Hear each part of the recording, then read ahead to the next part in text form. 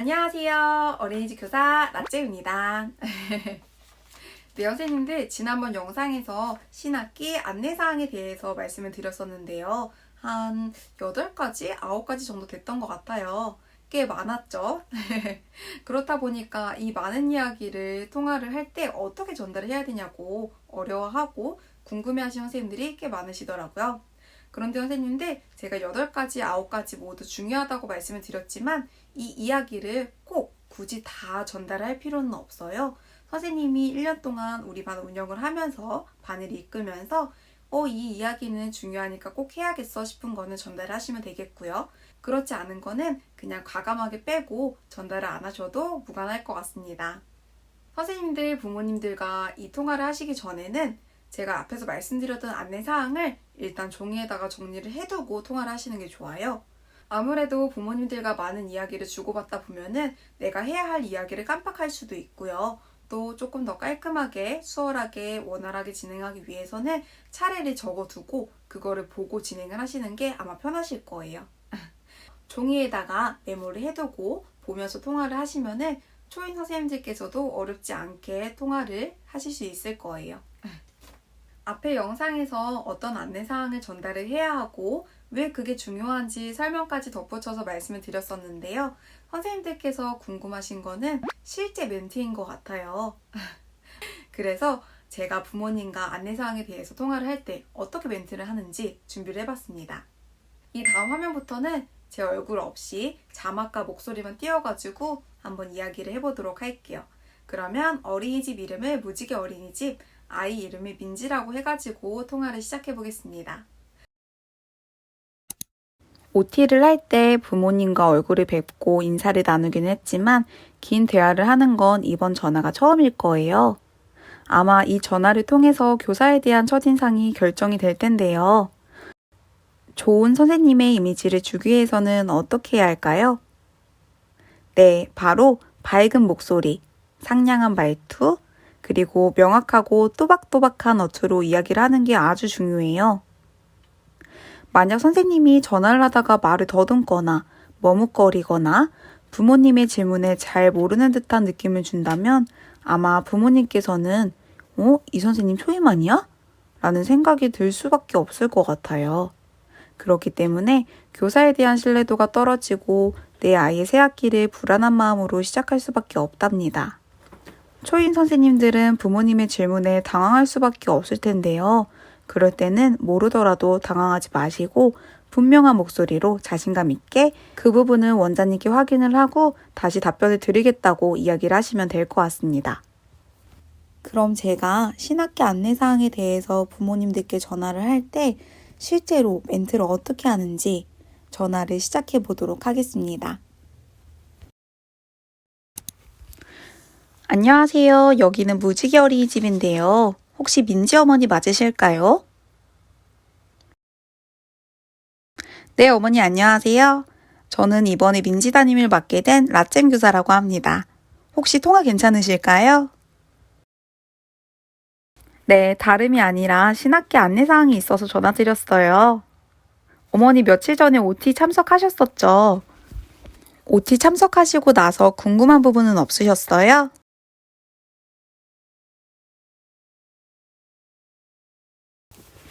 네, 어머니 알고 계신 것처럼 저희 어린이집 운영 시간은 오전 7시 반부터 오후 7시 반까지예요.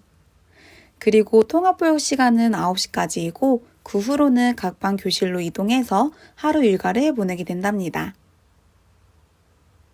어머니 그러면 우리 민지 평소에 등원 시간은 8시이고 하원 시간은 몇 시쯤일까요?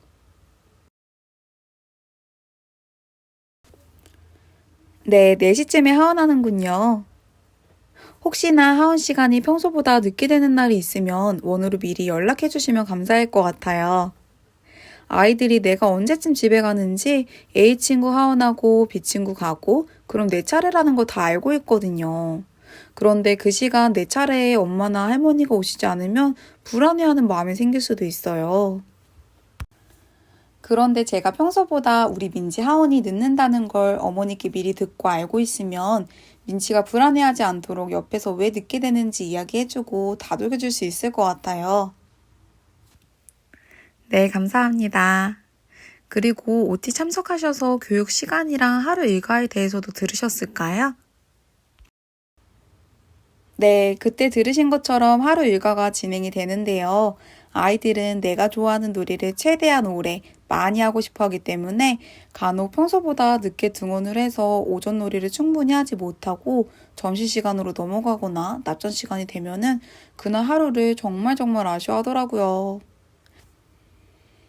그리고 아이들은 하루 일과와 리듬을 몸으로 알고 느끼고 있는데 다른 날과는 다르게 일과가 진행이 된다. 그러면 불안한 느낌이 들 수밖에 없어요.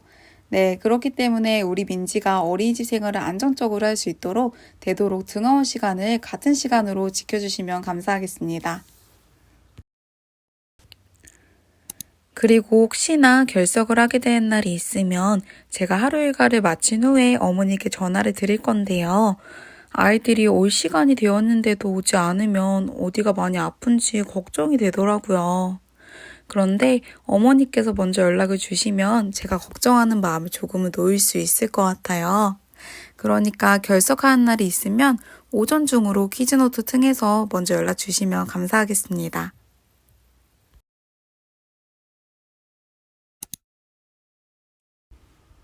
네, 어머니, 민지가 처음으로 어린이집 생활을 하는 거라 기대가 되면서도 한편으로는 많이 불안하고 걱정되시죠? 일단 민지 외에도 3명, 4명 정도 신입으로 입소한 친구들이 있어요. 그런데 어머니 너무 걱정하지 않으셔도 괜찮을 것 같아요. OT 때 말씀드린 것처럼 저희 어린이집에는 신입원화 적응 프로그램이 있어요. 첫 3일은 교실에 엄마와 함께 들어와서 놀이하고 그 다음에는 엄마와 떨어져서 30분, 1시간, 그리고 괜찮다면 점심 식사 낮잠까지 경험을 해볼 텐데요. 미리 안내드린 것보다 아이가 적응을 잘한다. 그러면은 더 빨리 일정을 앞당길 수도 있고요. 적응하기까지 시간이 조금 더 필요하다 싶으면 조금 더 미뤄질 수도 있기는 해요. 그런데 어머니, 저는 아이들이 빨리 적응하는 것보다 1년을 즐겁게 지낼 수 있도록 안정적으로 적응하는 게 중요하다고 생각을 해요. 그래서 민지가 안정적으로 적응할 수 있도록 최선을 다할 텐데요. 그러기 위해서는 부모님의 협조와 응원도 정말 중요해요. 새 학기에는 교실도 바뀌고 선생님도 바뀌게 되다 보니까 신입원화 친구들뿐만 아니라 재원생 친구들도 많이 낯설고 어려워해요. 그래서 새학기 증후군이라는 말도 있죠. 어머니 혹시 들어보셨어요? 네, 맞아요. 잘 등원하던 친구들도 갑자기 등원 거부하기도 하고요. 의기소침해지거나 감기 걸리거나 몸이 아픈 경우들도 있더라고요. 아이가 그런 모습을 보이면은 저도 마음이 안 좋은데요. 아마 어머니께서는 저보다 더 속상하실 것 같아요. 네, 그런데 어머니 너무 걱정하지 마세요. 우리 민지는 분명 잘할 거예요. 어머니께서 아이 적응을 너무 조급하게 서두르거나 외적으로 크게 불안해하시는 모습을 보이면 아마 민지는 엄마의 그런 모습을 보고 심리적으로 더 불안해질 수밖에 없어요. 만약에 민지가 아침에 많이 울면서 등원을 하거나 어린이집에서 지내는 동안 속상한 일이 있거나 특이사항이 생길 때는 제가 더 신경 써서 보육하고 살펴본 후에 어머니께 꼭 먼저 연락을 드릴게요. 그러니까 민지가 울면서 등원하는 날이 있더라도 어머니께서는 불안한 모습이 아니라 웃는 얼굴로 오늘 하루도 재미있게 잘 놀고 오라면서 응원해 주시면 감사하겠습니다.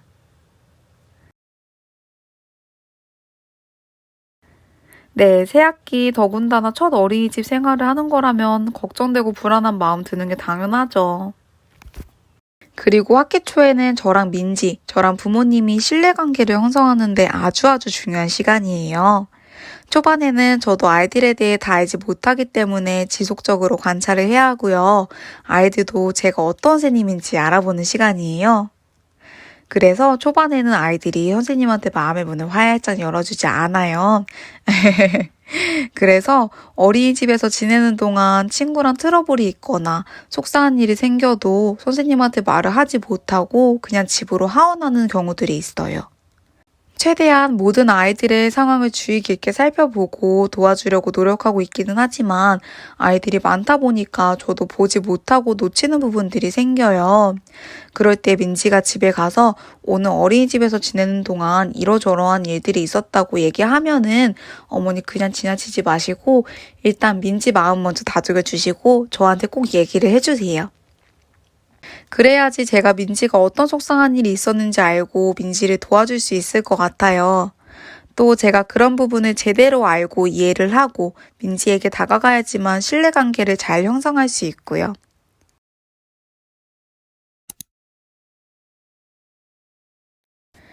네, 그리고 잠자기 전에 같이 누워서 오늘은 어린이집에서 어떤 놀이가 제일 재밌었는지, 내일은 어떤 놀이 하고 싶은지 한번 물어봐 주세요, 어머니.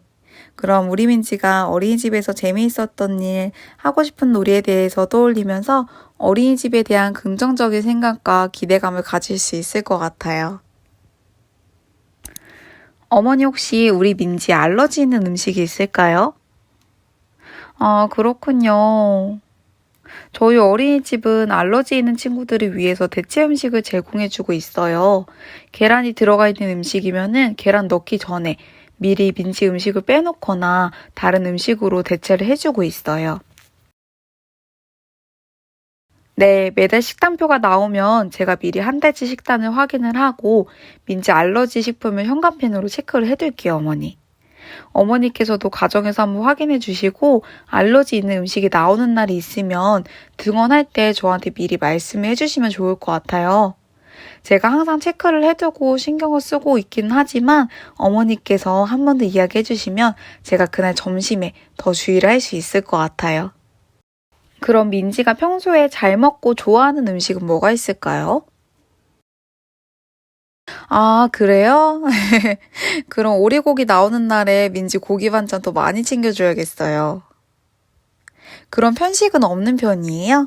먹기 힘들어하는 음식은 따로 없나요? 파프리카나 브로콜리는 다른 아이들도 잘 안 좋아하더라고요.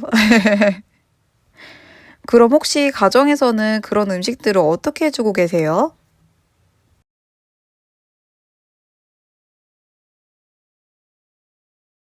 아, 그래도 볶음밥에 섞여 있는 건 조금은 먹나 봐요.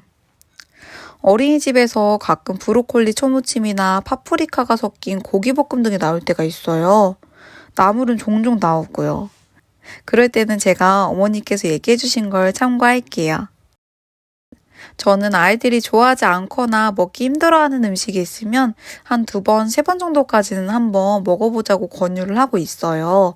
그런데 그래도 먹기 싫어하면은 그냥 혀끝으로 살짝 맛을 보거나 아니 뭐 냄새 맡아볼까 하면서 냄새 맡아보는 정도로 권유를 하고 있어요. 아이들이 물론 골고루 잘 먹으면 좋죠. 그런데 어른들도 싫어하는 음식은 끝까지 먹기 힘들잖아요. 아이들도 어른처럼 호불호가 다 있다고 생각을 해요. 그렇기 때문에 저는 아이들의 입맛을 존중해주고 싫어하는 음식이 있으면 끝까지 먹는 게 아니라 그냥 긍정적인 관심을 가져볼 수 있도록 지도를 하고 있어요. 네, 그런데 아이들이 또 어린이집에서는 집에서 안 먹는 걸 잘 먹기도 하더라고요. 나중이 되면은 갑자기 먹기도 하고요. 어머니, 저희 입학식 날짜 알고 계세요? 네, 맞아요. 입학하는 날 칫솔, 양치컵 등 몇 가지 준비물을 보내주셔야 하는데요. 제가 이 부분은 퀴즈노트에 올려드릴게요. 공지사항 참고하셔서 준비물 챙겨서 보내주시면 될 것 같아요. 네, 그리고 제가 평소에 퀴즈노트는 오전 10시 정도까지 확인이 가능해요. 아무래도 아이들 보육 시간에는 확인이 어렵기 때문에 아침에 전달해 주실 알림장이 있거나 투약해야 하는 날이 있다면 꼭 오전 10시 전까지 퀴즈 노트 작성해 주시면 감사하겠습니다. 그리고 갑자기 하원을 해야 하거나 급한 일이라면 퀴즈 노트 말고 어린이집으로 연락 부탁드릴게요. 어머니 혹시 더 궁금하신 부분 있으실까요? 네, 혹시 우리 민지 어린이집 생활하다가 궁금한 일이 생기신다면 언제든지 부담 갖지 마시고 편하게 이야기해 주셔도 괜찮아요. 만약에 저랑 좀 긴 이야기, 상담이 필요하다 싶으면은 미리 연락해 주시고 상담 날짜 잡아서 어린이집에 방문해 주시면 될 것 같아요. 네, 어머니 그럼 이번 1년 동안 잘 부탁드리겠습니다. 네, 그럼 준비물 잘 챙겨서 3월 2일 입학식 날 건강한 모습으로 뵐게요.